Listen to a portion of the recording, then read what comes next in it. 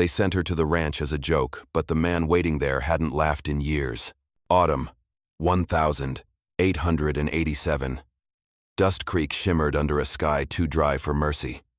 The coach wheels shrieked as they ground over gravel and bone-white dust. Inside sat Clara Wynn, small, pale, and silent, a woman who had already lost everything worth speaking about.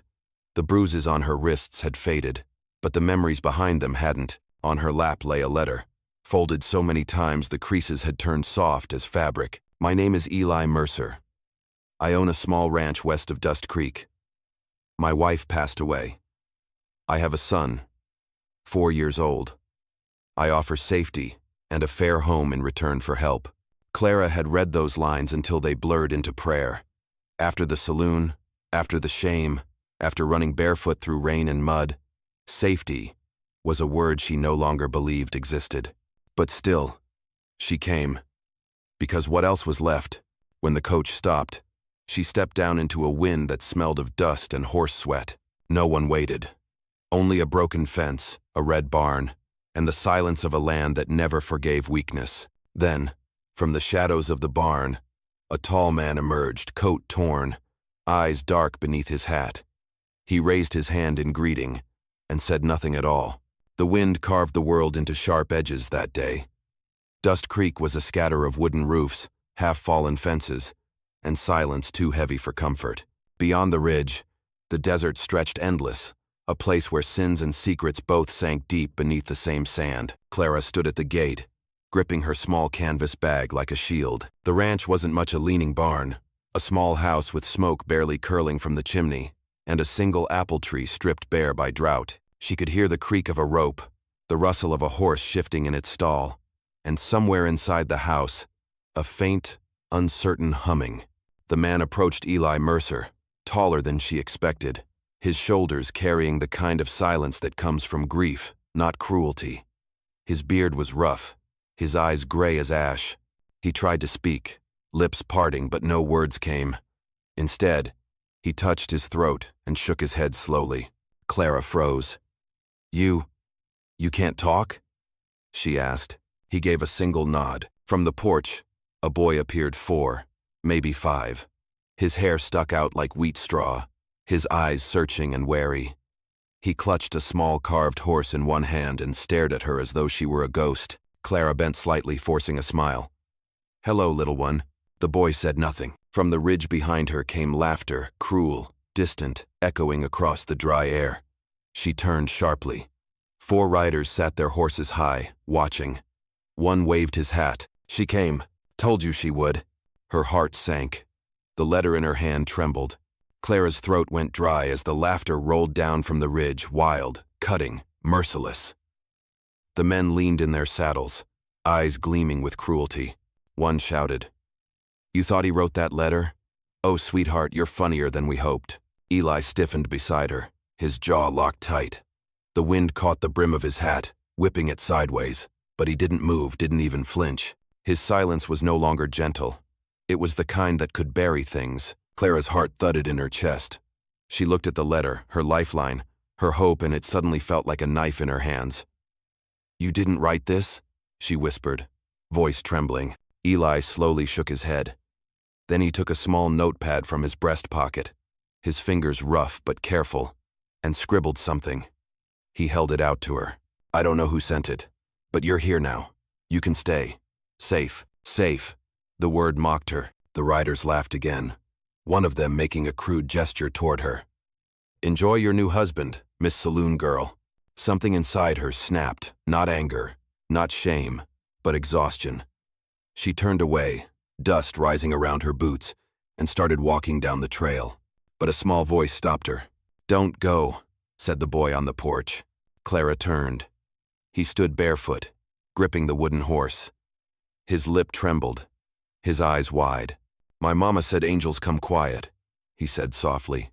"You're quiet too." Clara's breath caught. Eli watched her, eyes filled with something unreadable, regret, or hope, or both. And though she should have kept walking, she didn't. The next morning, the light came pale and cold, cutting through the thin curtains like a blade. Clara lay awake long before dawn, listening to the house breathe the faint creak of timbers, the soft rhythm of a man's steps below, the small cough of a sleeping boy. She wasn't sure why she'd stayed. Maybe because of that boy's voice. Maybe because she was too tired to keep running. Eli was already outside when she stepped onto the porch. The air smelled of horses and old wood smoke. He was chopping firewood, movements slow but precise. When he saw her, he paused, lifted one hand in a silent good morning, and went back to work. Clara stood for a long time, unsure of what to do.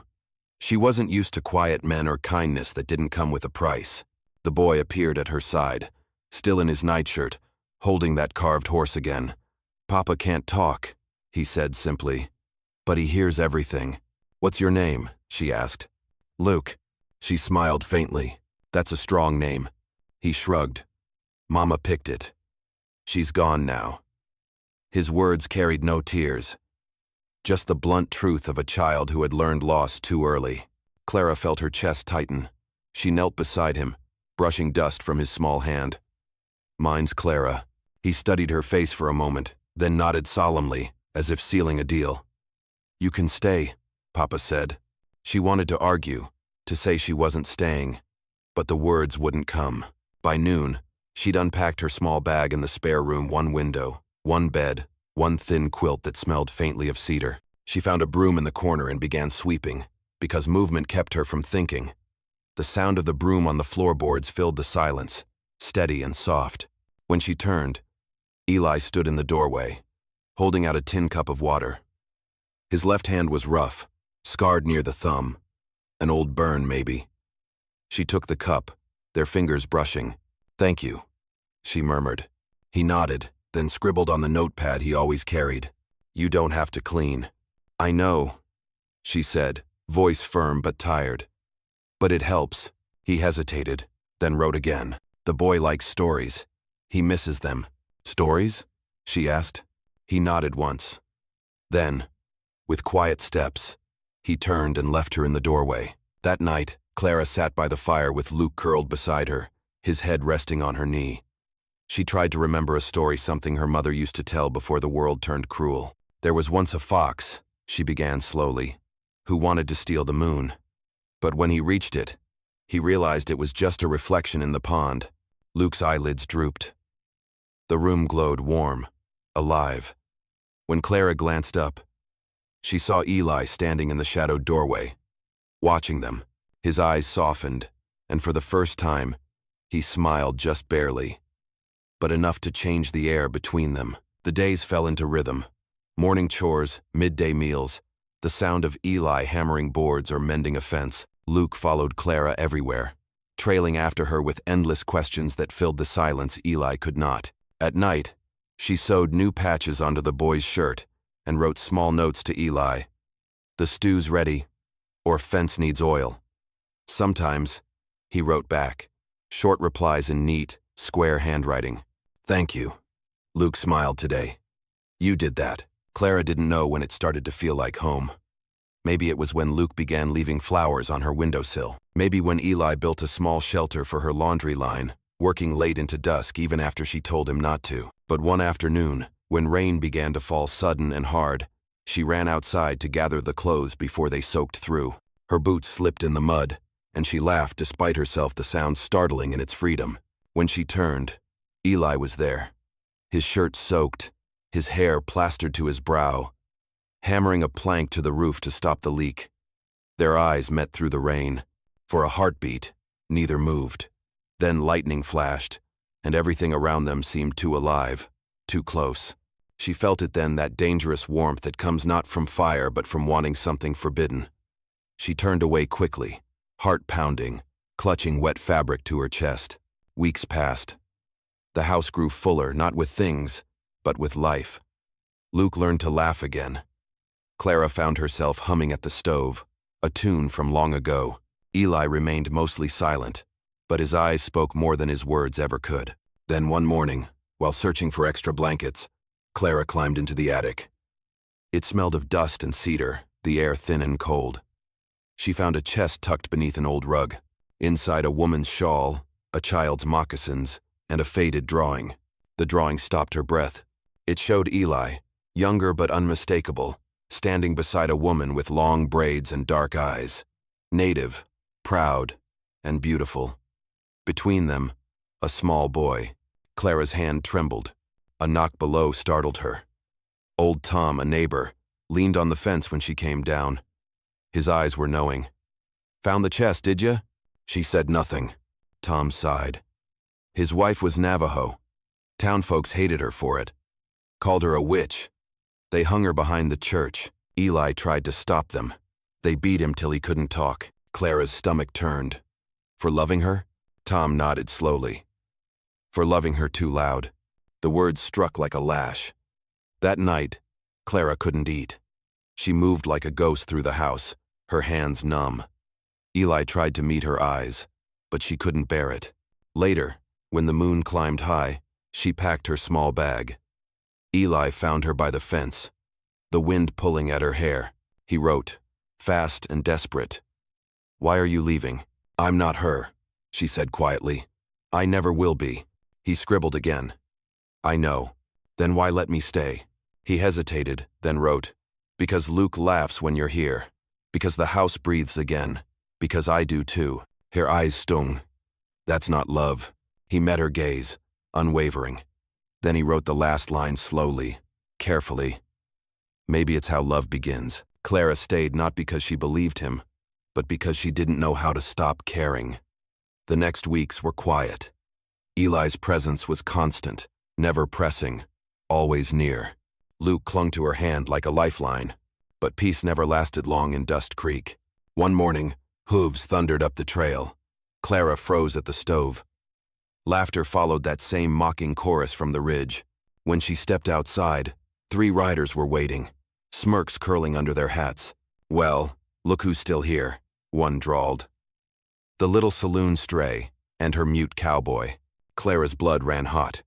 "You've said enough." "Oh, come on now," another sneered. "We just came to see if the joke stuck." He spat into the dirt. "Guess it did." Eli stepped onto the porch beside her, eyes like steel. He said nothing, he never did. But something in his stillness made even the wind pause. "Say something, mute," one taunted. "Or maybe she does your talking for you." Clara lifted the shotgun from the wall, calm, precise. She cocked it once. "Get off this land," she said, voice steady. "Now." Their laughter faltered. "You wouldn't shoot," one said. "Try me." The world went very still. Then, slowly, they turned their horses and rode off, dust swirling behind them like ghosts. Only when the sound of hooves faded did Clara lower the gun. Her arms trembled, but her eyes did not. She turned to find Eli watching her not with surprise, but pride. Inside, Luke burst from the doorway, running straight to her. "I was scared," he cried. She dropped to her knees, holding him tight. "Me too, baby, but it's over." When she looked up, she saw blood seeping through Eli's sleeve. "Eli," she rushed forward. A shard of glass from one of the rider's bottles had slashed his shoulder. "Sit," she commanded. He did, silent as always, letting her tear the fabric away and pour whiskey on the wound. He flinched but didn't move. "Why would you do that?" she whispered fiercely. "You could have let me take it." He shook his head once. She cleaned the wound with shaking hands, muttering curses between her tears. "You damn fool." He reached for the notepad, wrote with his uninjured hand. "You don't have to stay out of pity." She looked up, eyes shining. "I'm not staying out of pity," she said softly. "I'm staying because this—" Her hand gestured to the house. "The child, the man in front of her, is the first place that's felt like mine." Eli's throat worked, a low sound escaping, half breath, half voice. He swallowed, jaw trembling. Then, with effort that shook his entire frame, he whispered hoarsely the first word he'd spoken in 5 years. "Stay." Clara froze. The sound was rough, broken, but real. He lifted his eyes to hers, tears cutting through the dirt on his face. "Please." "No." Her own tears fell freely now. She pressed her forehead to his. "Yes," she breathed. "I'll stay." Outside, the wind stilled, as if the desert itself had finally exhaled. The days after that night felt different, lighter, somehow. The silence in the Mercer house no longer felt hollow. It hummed softly with purpose. with peace that had been earned instead of prayed for. Clara woke each morning before dawn, not out of habit, but because she wanted to. She liked the way the sky broke open in slow gold over the hills, liked the sound of Eli moving outside, steady and sure. He healed slower than she liked, and she fussed over him more than she'd admit. When she caught him lifting the feed sacks with his bandaged shoulder, she scolded him with a glare that could have tamed wild cattle. He only grinned an awkward, boyish tilt of his lips and scribbled on his notepad. "You sound like a wife already." She'd snatched the paper, torn it in half, and tossed it at him. But the blush that rose on her cheeks stayed all day. By late autumn, the ranch began to look alive again. Clara patched curtains, painted the porch railing, and planted seeds that probably wouldn't survive the cold but made the place look hopeful anyway. Luke ran barefoot through the yard, chasing chickens and laughter, his wooden horse tucked into his belt like a gun. Eli built her a small table beside the window. For writing, he'd scribbled. She had started keeping notes, sketches, even short stories she told Luke at night. Stories about foxes, or lonely cowboys who learned how to speak again. Sometimes, she caught Eli watching her when she read aloud, his hand tracing words silently, as if trying to memorize how they sounded. It wasn't love yet, not the kind sung about in saloons or whispered behind church pews, but it was something truer. It was the quiet understanding of two broken souls who didn't need to fix each other, just stand together long enough to stop shaking. One evening, a knock came at the door. It was Reverend Ellis, tall and wiry, coat damp with drizzle. "Just checking on you folks," he said warmly. His eyes lingered on Clara, then on Eli. "Word in town says the Mercer place has got itself a new lady of the house." Clara's jaw tensed. "I'm not," but Eli reached out, his hand brushing hers on the table. He didn't write, didn't need to. The Reverend smiled knowingly. "Well, miss," he said gently, "it's good to see laughter back on this porch. For years, this place carried ghosts. Seems you've given it a heartbeat again." After he left, Clara stood in the doorway for a long time, watching the rain soak into the red dust. "Ghosts," she murmured. "He's not wrong." Eli came up behind her, his presence a quiet weight. She turned slightly, her voice low. "Do you ever think about her?" He didn't answer, just nodded. "Once." Then he wrote, "Every day. But not the way I used to." She read it twice, heart twisting. "And me?" she asked softly. He hesitated, then reached out, brushing a strand of wet hair from her face. His hand lingered just long enough for her to close her eyes. When she opened them, he had already turned away. Winter came early that year. Snow gathered in the cracks of the porch boards. The roof groaned under its weight. Clara spent her nights by the fire, mending shirts and reading to Luke, who now called her Ma without hesitation. The first time he did, Eli froze in the doorway, every line of his face caught between shock and something close to awe. Clara had smiled softly at the boy, her voice steady. "Then Ma it is." That night, after Luke slept, she found a note tucked under her cup of tea. "You didn't correct him." She'd written back, "Didn't feel like I should." The next morning, she found 2 words below hers. "Thank you." The peace they built was fragile, but real. Until the day Dust Creek remembered them. It began with tracks, wagon wheels leading up the trail. By the time Clara heard the clatter of hooves, the sun was just setting. She stepped out to see 3 riders and a wagon, with the symbol of Ransom Mercantile painted on the side, a trading company that had ruined more families than the drought ever did. A man climbed down, his boots sinking into the snow. He was sharp-faced, with a silk cravat and the kind of smile that didn't reach his eyes. "Mrs. Mercer?" he asked. Clara hesitated. "I'm not," but he cut her off. "I've come for the account of one Eli Mercer. Seems he's behind on payment for that stock feed.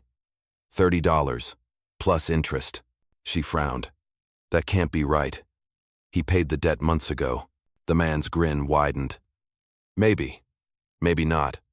Hard to keep track of numbers when your name's worth dirt in town." He leaned closer.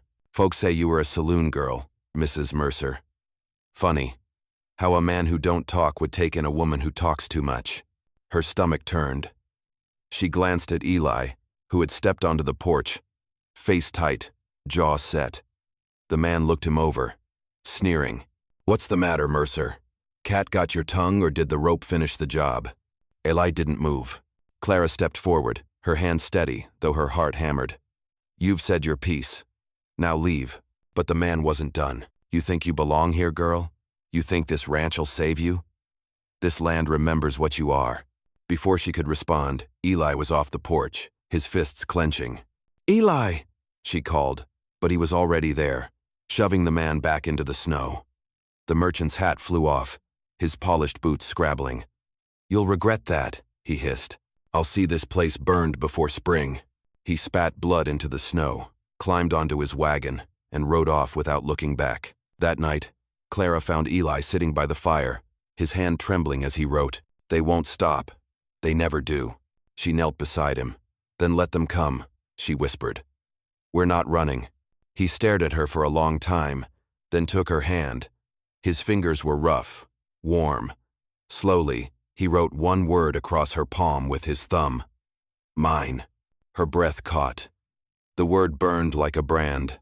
Not in possession, but in promise. 2 weeks later, the storm came. Not of snow this time, but of men. Just after dawn, the barking of dogs echoed down the valley. Clara rushed to the window. Riders again, 5, 6 maybe, with torches and guns. She knew that face at the front, the merchant from before. Eli was already loading the rifle. Luke cried out behind her. Ma, downstairs, baby, she said, her voice shaking but strong. Stay under the table. Don't move till I say. The riders reached the gate. One fired into the air. Eli Mercer, the merchant shouted. Come out and settle your debt like a man. Eli stepped onto the porch, rifle in hand. Clara followed, shotgun leveled beside him. The torches flared, throwing orange light across the snow. Take the woman inside, Mercer. She don't belong here no more. Eli shook his head slowly. The merchant's grin hardened. Then burn with her. The first shot cracked the air. Splinters flew from the porch rail. Clara fired back once, twice the recoil bruising her shoulder. Eli moved with deadly calm, reloading, firing again. One rider dropped, another turned tail, but the merchant kept coming, screaming curses that echoed off the canyon walls. Then, a spark one of the torches hit the barn, flames spreading fast. The horses screamed. Luke sobbed inside. Clara turned to run for him, but a hand grabbed her arm. The merchant, half crazed, dragged her toward the fire. Eli roared or tried to, a sound like breaking stone tearing from his throat. He swung the rifle like a club, catching the man across the jaw. The merchant fell, hitting the frozen ground with a crunch. Clara stumbled free, coughing in the smoke. Luke! She cried, running toward the house. The flames licked at the eaves now, black smoke curling through the window. Eli plunged in after her, disappearing into the haze. For a terrible moment, she thought they were both lost. Then he emerged, Luke in his arms, soot streaking his face. He collapsed to his knees in the snow, clutching the boy tight. The barn burned behind them, painting the dawn in red and gold. The merchant lay unmoving in the snow. Clara dropped beside Eli, trembling, her face streaked with ash. It's over, she whispered. He shook his head weakly, eyes glinting in the firelight. Then, with effort, he rasped the voice raw but alive. No, it's beginning. When the fire finally died, the ranch was half gone, but their hearts were whole. Clara wrapped Luke in blankets, then turned to find Eli watching her. For the first time, he spoke clearly enough for her to hear every word. You were never the joke, Clara, he said hoarsely. You were the answer. She didn't speak, just pressed her hand over his heart, feeling it beat beneath her palm, fierce and real. The wind howled across Dust Creek, but inside, for the first time in years, there was warmth. Winter melted slow that year, reluctant to leave the scars it had made. Snow dripped from the eaves into rusted buckets, and the smell of wet earth replaced smoke in the air. The Mercer ranch was half ash, half miracle, but it still stood. Clara worked harder than she ever had in her life. Her palms blistered, her back ached, yet she moved with purpose. She helped Eli mend the fences, patch the barn roof, scrub the soot from the windows. Every nail they drove, every board they raised, felt like reclaiming something stolen. Luke ran barefoot through the mud, laughing again, his carved horse tucked under his arm. "It's a fort now, Ma," he shouted from atop a half-broken fence. Clara smiled, shielding her eyes from the Sunday. "Then we'll make it strong enough to stand forever." Behind her, Eli watched silently, arms folded, a faint smile hidden under his beard. He still spoke little, not because he couldn't, but because words had lost their power next to what they already understood. When he did speak, it was low and careful, as if every word cost him a piece of breath. One afternoon, Clara found him sitting at her writing table, the one he had built for her months ago. A pile of papers lay before him, covered in his neat handwriting. She leaned closer and realized they were pages from her old stories, rewritten, improved, but in his hand. "You wrote these?" she asked softly. He nodded, eyes flicking up to hers. "Wanted to learn your voice." Her heart clenched. "You already did," she whispered. He smiled, small and unsteady, then gestured for her to sit. She did. He took a deep breath, the kind that trembled through his chest. "Clara." He paused, searching for the words that had lived too long in silence. "This," he gestured around them, at the rebuilt porch, at Luke chasing a chicken through the yard, at the world they had somehow saved. "You made it home." She reached for his hand, calloused and warm. "No," she said. "We made it home." They sat in the quiet sunlight spilling through the patched curtains, dust motes dancing like ghosts finally at peace. That evening, when the sun dipped below the hills, Eli disappeared into the barn. Clara thought nothing of it until Luke came running in, breathless. "Pa says come outside," she followed, brushing flour from her apron. The wind was gentle, carrying the smell of sage and new grass. Out by the fence, Eli stood beside something wooden, freshly built, a small bench beneath the apple tree that had somehow survived the fire. On it sat a folded coat, the same coat he'd placed on her shoulders the first day she arrived. He motioned for her to sit. She did. He sat beside her, took her hand, and slid something small into her palm, a thin leather cord with a ring tied to it, the metal worn but polished clean. He looked at her, eyes steady. Then, without writing, without trembling, he spoke, voice raw, honest. "Not a promise," he said. "A choice." Clara felt the air catch in her lungs. "A choice?" He nodded. "Stay. Because you want to, not because I ask." Tears slipped down her cheeks, unashamed. She closed her fingers around the ring. "Eli, I already chose." He exhaled, the smallest smile breaking through, and for a long moment, neither spoke. The horizon burned orange behind them, and the wind carried only peace. When she leaned against him, he wrapped his arm around her shoulders, not in claim, but in quiet gratitude. And in that stillness, where words no longer mattered, they finally belonged. Years passed the way the desert changes slowly, almost shyly, until one morning everything was different. Dust Creek grew quieter. The old church bell no longer rang. The wind did instead. Grass returned to the hillsides where fire once burned black. At the Mercer ranch, laughter lived in the air again. The fences stood straight, the barn smelled of hay and oil, and the apple tree bloomed each spring with blossoms pale as moonlight. Luke had grown tall, still gangly, still barefoot most days, and his hands already bore the rough beginnings of a man's work. He carved wooden toys in the evenings, sitting cross-legged by the hearth. One of them, a small horse, rested forever on the mantel, the same toy he'd clutched the day Clara first arrived. Eli spoke freely now, his voice low and weathered but kind. He'd never talked much, but every word mattered. When he laughed, it came from deep inside. The kind of laugh that only men who had lost everything can truly give because they knew the cost of joy. Clara spent her mornings writing by the window, ink smudges on her fingers, sunlight on her hair. The story she once told to fill silence had become a book, Tales from Dust Creek, bound in leather, her name on the cover. Sometimes, when travelers stopped by, she caught them reading her words aloud to one another on the porch, as if the world itself had remembered that healing was worth speaking of. One evening, after Luke had gone to bed and the lamps burned low, Clara opened a small wooden box. Inside was the old letter, the cruel trick that had led her here. The paper had yellowed, the ink faded, but she read it again, softly, as if forgiving it. "My name is Eli Mercer. I offer safety and a fair home." She smiled, the words trembling in her hands. "You never wrote this," she whispered, looking across the room to where Eli sat, sharpening a knife by firelight. He looked up and met her eyes. "No," he said simply. "But I meant every word." She set the letter down, stood, and crossed the room to him.